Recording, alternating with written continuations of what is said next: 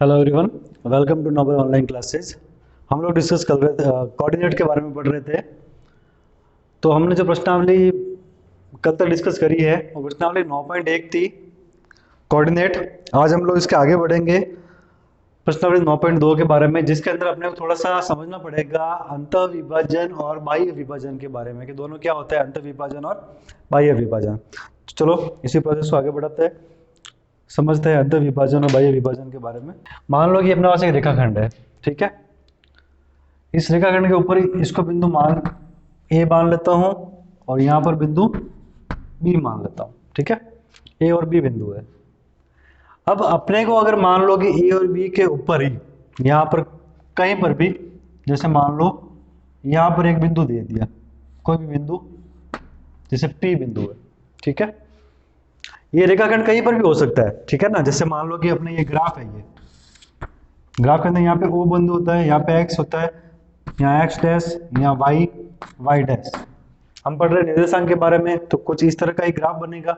अब ये जो रेखाखंड जिसकी मैं बात कर रहा हूँ ए बी, वो कैसे भी हो सकता है। वो ऐसे हो सकता है, ऐसे हो सकता है, यूं हो सकता है, सीधा हो सकता है, ऐसे हो सकता है, कैसे भी हो सकता है। कुल मिला के एक जो ग्राफ का जो पेपर होगा उसके ऊपर कहीं पर भी एक रेखाखंड है ए बी। अब ए के अपने कुछ निर्देशांक होंगे, बी के भी कुछ निर्देशांक होंगे, ठीक है। अपन ने पढ़ रखा है निर्देशांक क्या होता है।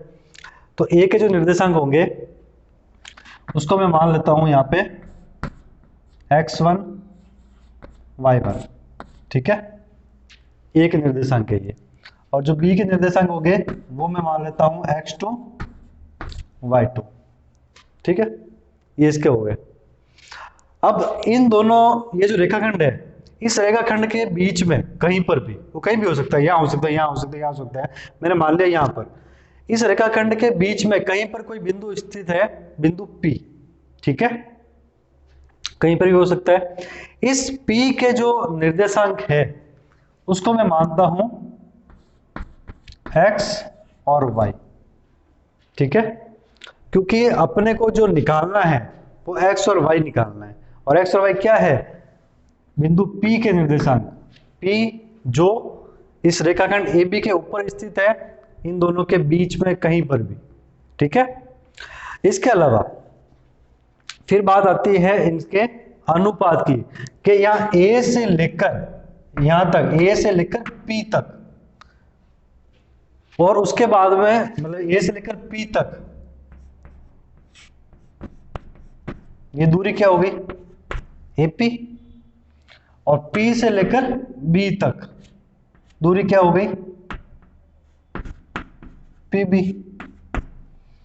ये जो दूरियां है जहां पर भी बिंदु स्थित है, तो A से लेकर P तक, फिर P से लेकर B तक, ये जो दूरी दे रखी है, इसका जो अनुपात होता है वो होता है M1 अनुपात M2।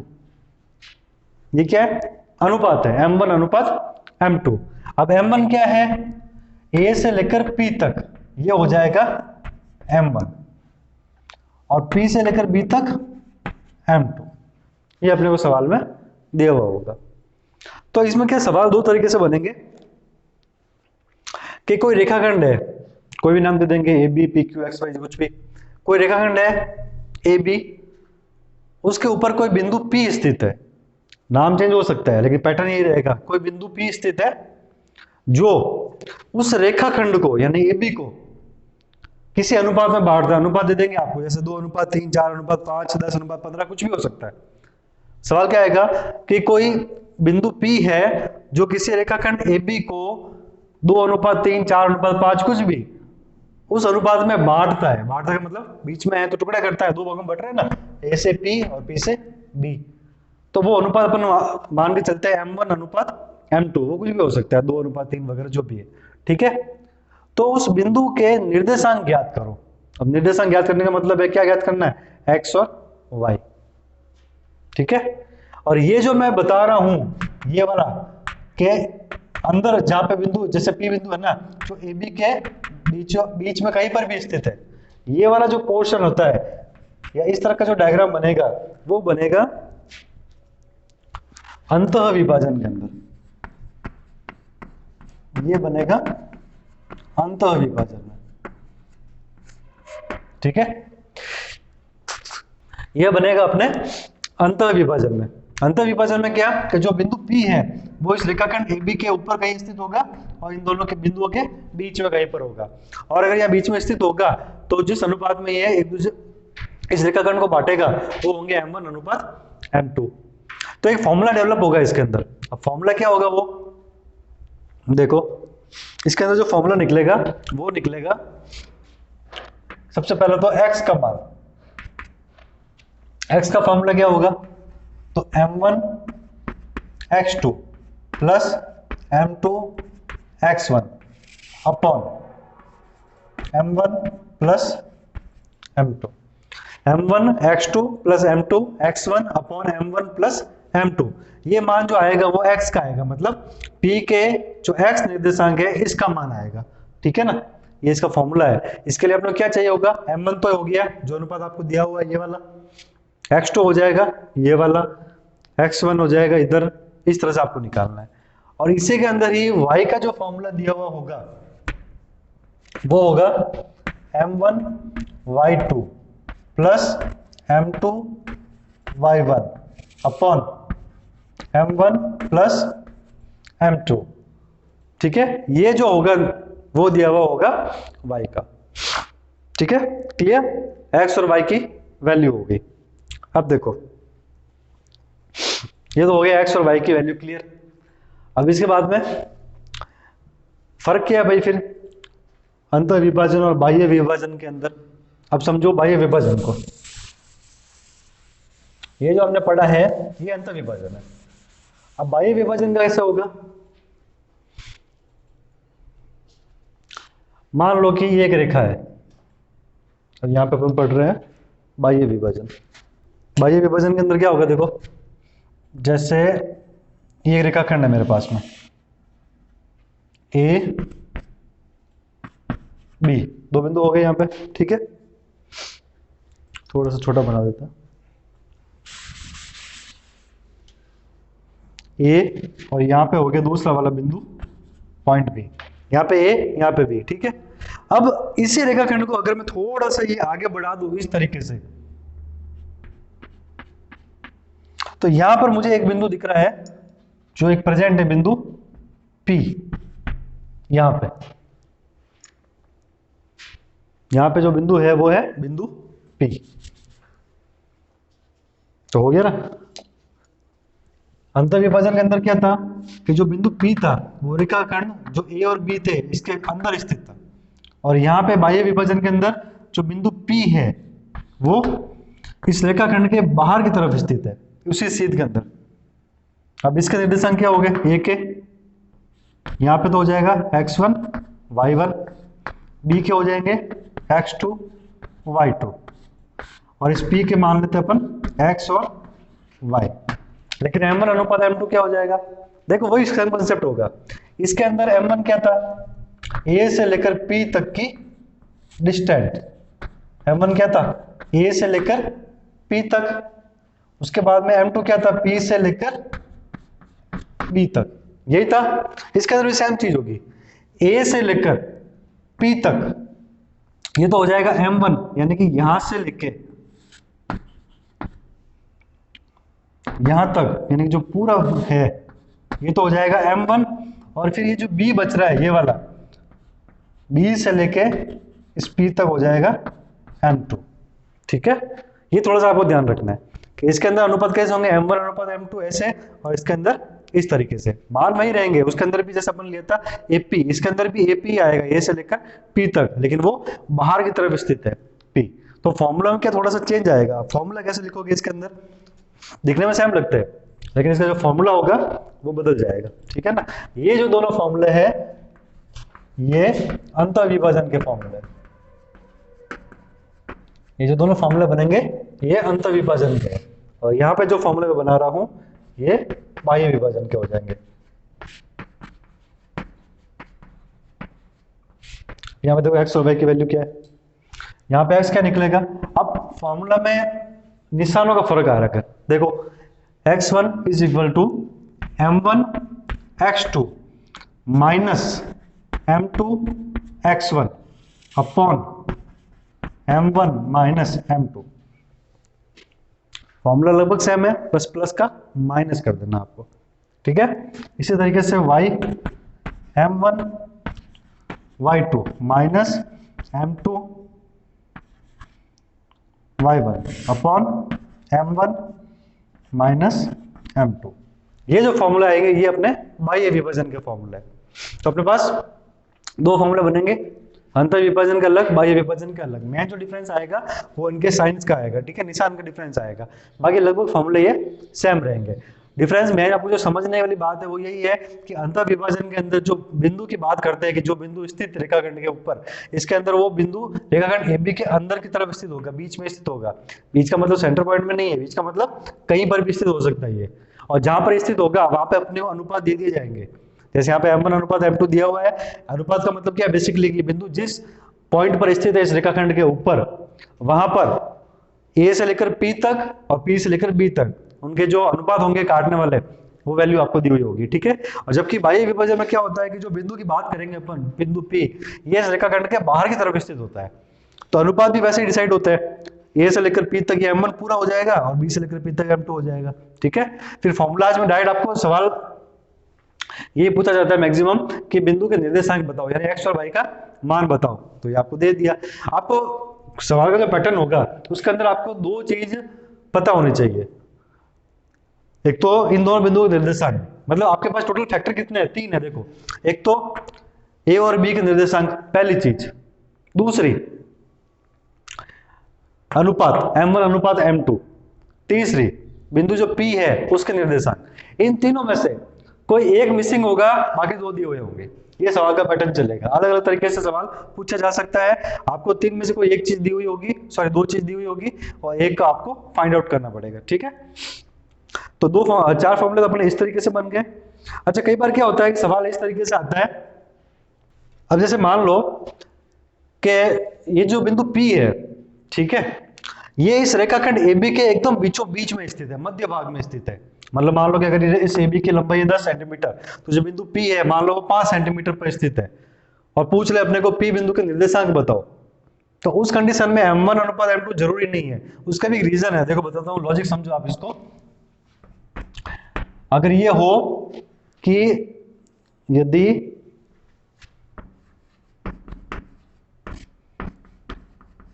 बिंदु P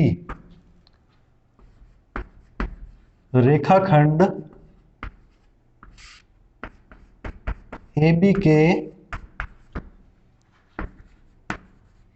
मध्य में स्थित हो, ये कंडीशन लगनी चाहिए भाई, तभी ये फॉर्मूला लगेगा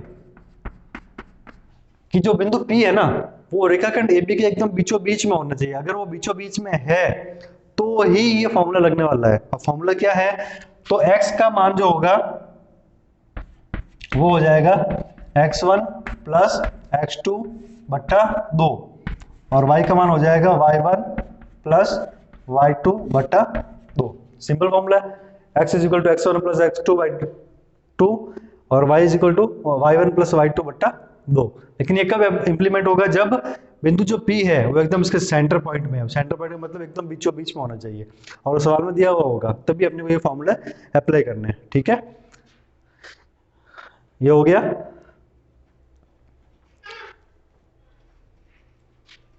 अच्छा, कई बार क्या होता है कि अपने को ये दिया हुआ होता है x1 y1 x2 y2 भी दिया हुआ होता है और xy भी दिया हुआ होता है। अपने को अनुपात निकालना होता है और अनुपात अपने को पता नहीं होता है, तो जहां अपने को मानना पड़ जाए कि अनुपात क्या होगा, वहां हमेशा अपने को अनुपात क्या मानना है, कि अनुपात है। इसका कोऑर्डिनेट का पैटर्न है कि जब भी अनुपात मानने की बारी आए कि अपने को अनुपात मानने है, अब कि माना अनुपात, तो k अनुपात 1, ये क्या माना जाता है, अनुपात। अनुपात क्या होता है, m1 अनुपात m2, क्या हो जाएगा, k अनुपात 1, ठीक है। तो इस तरह से अपने को इस चीज का ध्यान रखना है कि अनुपात हमेशा k अनुपात 1 की तरफ हो जाएगा। अब मैं इसको सीधा सवाल के ऊपर लेकर चलता हूँ। प्रश्नावली जैसे जैसे अपने सवाल करेंगे इसके अंदर और भी कंसेप्ट आएंगे, वो क्लियर करते चलेंगे, ठीक है। प्रश्नावली लेता हूं मैं। प्रश्नावली हो जाएगी अपनी 9.2। 9.2 के अंदर जो देखो पहला सवाल अपने को दिया हुआ है, देखो भाई प्रश्नावली 9.2 क्वेश्चन नंबर फर्स्ट। मैंने सवाल पूरा नहीं लिखा है, लेकिन आपको सवाल का पैटर्न यही रखना है, आपको इस तरीके से ही चलना है। फर्स्ट क्वेश्चन अपने को दे रखा है, उस बिंदु के निर्देशांक ज्ञात कीजिए जो बिंदु 3, 5, 7, 9 को मिलाने वाले रेखाखंड को 2:3 के अनुपात में अंतः विभाजित करता है। देखो भाई, जब अपन ने अंतः विभाजन के बारे में समझा था तो मैंने क्या बताया था आपको कि इस तरह का एक रेखाखंड दिया हुआ होगा, ठीक है। जैसे मान लो, तो यहाँ पे बिंदु मान लिया मैंने ए बिंदु, ठीक है, और यहाँ पे मान लिया बिंदु बी। अब ए बिंदु है तो इसके निर्देशांक मानने पड़ेंगे ना, तो ये 3, 5 जो दे रखे हैं इसी को ए बिंदु मान लेते हैं। तो यहाँ पे क्या आ जाएगा अपना 3 और 5, और ये जो बी है इसके निर्देशांक मान लेते हैं ये वाले, यानी कि 7 और 9। अब क्या कह रहा है सवाल में, इसके बीच में एक बिंदु स्थित है, तो मान लेता हूँ यहाँ पर कोई बिंदु स्थित है, तो बीच में मतलब कहीं पर भी हो सकता है, ठीक है। तो यहाँ पर जो बिंदु मान लेता हूँ वो मान लेता हूँ मैं P, उसके निर्देशांक अपने को ज्ञात करने हैं। तो ज्ञात करना है तो उसको मैं क्या रखता हूँ x और y, यही रखता हूँ। अब इनका जो अनुपात है, मतलब जो m1 दिया हुआ है वो कितना है 2 और m2 3, तो ये तो हो जाएगा m1 2 और ये 3, यहां से लेकर यहां तक ये m2, ठीक है, 2 और 3। अब सॉल्व करो इसको, अपने पास सब आ गए। देखो भाई, m1 की वैल्यू कितनी है 2 है, m2 की वैल्यू कितनी है 3 है, x1 की वैल्यू कितनी है 3 है, ये लिख लो एक बार। y1 की वैल्यू कितनी है 5, x2 की वैल्यू कितनी है 7, y2 की वैल्यू कितनी है 9, ठीक है। बचा क्या कुछ नहीं, तो आप क्या लिखेंगे सीधा, x का फॉर्मूला क्या होता है अंतः विभाजन में, कॉपी निकालो, देखो लिखवा चुका हूं मैं आपको। क्या था formula, m1 x2 plus m2 x1 upon m1 plus m2। अब तो सिंपल है, फॉर्मूला में मान रखो सीधा। m1 कितना दिया हुआ है 2 इंटू x2 कितना दिया हुआ है x2 7 प्लस m2 कितना दिया हुआ है m2 3 इंटू x1 कितना दिया हुआ है 3 upon m1 plus m2, m1 कितना है 2 और m2 कितना है 3, 3 और 2 5, ठीक है। अब इसको सॉल्व करो, देखो यहाँ पे 7 इंटू 2 14 प्लस 3 इंटू 3 9 बट्टा 2 3 5, सॉरी जोड़ हो रही 2 और 3 5, अब जोड़ दो 14 और 9 15 16 17 18 19 20 21 22 23, तो ये कितना आ जाएगा अपने पास में 23 बट्टा 5, ठीक है। x का मान तो आ गया 23 बटा 5। अब निकालो y का मान, देखो फॉर्मूला क्या होता है y का, m1 y2 plus m2 y1 upon m1 plus m2। देखो m1 y2, m1 कितना है 2 into y2 9 plus m2 y1, m2 कितना है 3 इंटू y1 कितना है 5 अपॉन m1 प्लस m2 कितना है 2 और 3 5। अब करो सो गुणा, 9 दूनी 18 प्लस 5 3 15 बट्टा 5, 8 और 5 फिर अगर 3 अजल का 1 2 और 1 3 33 बट्टा 5, तो ये आएंगे अपने इसके मान 23 बटा 5 और 33 बटा 5। इसका मतलब अपना आंसर क्या हो गया, x और y जो किसके निर्देशांक है p के ना, तो वो हो जाएगा अपने p को लिख दो बाहर 23 बटा 5 और 33 बटा 5। तो इस तरह के अपने को ये सवाल सॉल्व करना है। बेटर क्या रहेगा, फॉर्मेट क्या रहेगा, पहले जो आपको सवाल दिया हुआ है उसको लिखो पहले शॉर्ट फॉर्म में कि मानना बिंदु a निर्देशांक ये हो गए, बी के ये हो गए, m1 अनुपात m2 दिया होगा उसको लिखो, फिर जो बिंदु काट रहा है जो बीच में मार्क किया हुआ है उसको लिखो p, उसके नाम पता नहीं है निर्देशांक तो कुछ भी मान लो x y मान लो, ठीक है। उसके बाद में एक छोटा सा डायग्राम बनाओ, यहाँ पे अच्छा लगेगा एग्जामिनर को भी चेक करने में, समझ में आएगा उसको। एग्जाम में ये डायग्राम बना दिया, उसके बाद आप फॉर्मूले पुट करो, फॉर्मूले के अंदर वैल्यू रखो और इस तरह से सॉल्व करो। अगर आपको नंबर चाहिए तो सिस्टमेटिक स्टेप बाय स्टेप हर तरीके से क्वेश्चन को रिप्रेजेंट करो, ठीक है। तो इस तरह से अपना क्वेश्चन नंबर फर्स्ट कंप्लीट हुआ। अब जैसे वो क्वेश्चन नंबर फर्स्ट कंप्लीट हुआ, इसके अंदर अब निकालना था अंतः विभाजन, ठीक है। तो क्वेश्चन नंबर सेकंड जो है उसके अंदर अपने को निकालना है बाह्य विभाजन। बाह्य विभाजन दिया हुआ है और अपने को वैल्यू निकालनी है x और y की।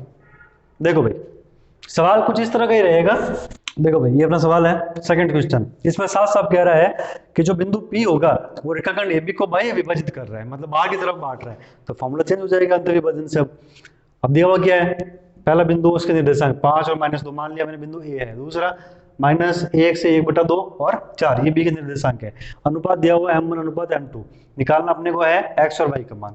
फॉर्मूला रखो, देखो सबसे पहले अपन लिख लेते हैं इसका, ठीक है, कि x1 क्या हो जाएगा 5, y1 क्या है -2, x2 क्या है, अब यहाँ देखो माइनस का 1 सहित 1/2 है ना, इसको सॉल्व कर दो, 2 और 1 2 और 1 3, मिश्र भिन्न है ना, इसको बना दो आप सिंपल वाली भिन्न, 2 1 2 और 1 3/2, यानी कि माइनस का 3/2, फिर 4 है, तो y2 कितना है 4, ठीक है। पहली चीज तो ये हो गई। अब m1 कितना है 7, m2 9, ठीक है। अब रखते हैं अपन इसका फॉर्मूला, क्या होता है भाई विभाजन में x का formula, m1 x2 minus m2 x1 upon m1 plus m2। अब मान रखो m1 कितना है, देखो भाई 7, x2 कितना है माइनस का 3/2, तो क्या हो जाएगा ये 7 माइनस 3/2 माइनस m2 कितना है 9 और x1 कितना है 5, तो 9 × 5 upon m1 plus, sorry plus हो गया माइनस हो गया यहाँ पे, m1 माइनस m2। अब m1 कितना है 7 और m2 9, तो ये कितना हो जाएगा 7 और 9 घटाओगे तो 9 - 7 हो जाएंगे 2। अब इसको सॉल्व करो आप, 7 3 21, लेकिन माइनस का, तो माइनस का 21/2 माइनस 45, ठीक है, बट्टा में चल रहा है 2।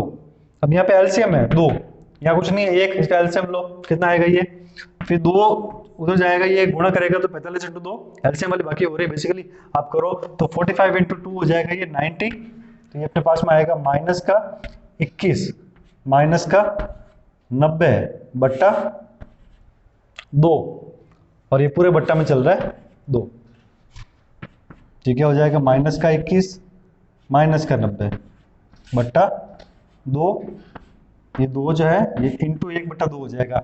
ये मैं आपको जो क्लासेस शुरू की थी अपन ने, इसका कंसेप्ट मैं आपको बता चुका हूँ कि 1/2 कब होता है और 2 ऊपर कब जाता है, ठीक है ना।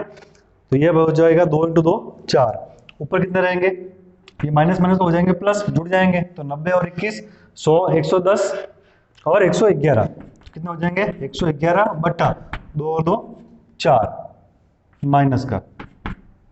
अब देखो भाग दो इसके अंदर, कितनी बार जाएगा भाग, 2 चौक 8 9 10 11 3 1 7 चौक 28 29 30 31 3/4, और ये माइनस का माइनस 27 सही 3/4। हाँ एक चीज और भी, यहाँ पे जो 2 चल रहा था ये m1 माइनस m2 था ना, तो m1 कितना है 7 और m2 कितना है 9, 7 में से अगर 9 जाएंगे ना तो 9 - 7 तो हो नहीं रहे, 7 - 9 हो रहे ना, तो जो 2 बचेंगे वो माइनस के बचेंगे, माइनस लिखना भूल गए अपन, यहाँ -2 आ जाएगा, यहाँ भी -2 आएगा, यहाँ -2 आएगा, तो ये हो जाएंगे फिर -4, और जब ये माइनस माइनस आपस में कट जाएंगे तो फिर ये आएंगे 27 सही 3/4, जो कि प्लस के आएंगे, ठीक है ना, इसको ध्यान रखना है। अब ये 27 सही 3/4 आ गया, x का मान सेम इसी फॉर्मूले से अपन निकालेंगे अब y का मान। y का मान थोड़ा मैं डायरेक्ट करूंगा, जगह नहीं है, देखो क्या होता है, फॉर्मूला क्या होगा अपना m1 y2 minus m2 y1 upon m1 minus m2।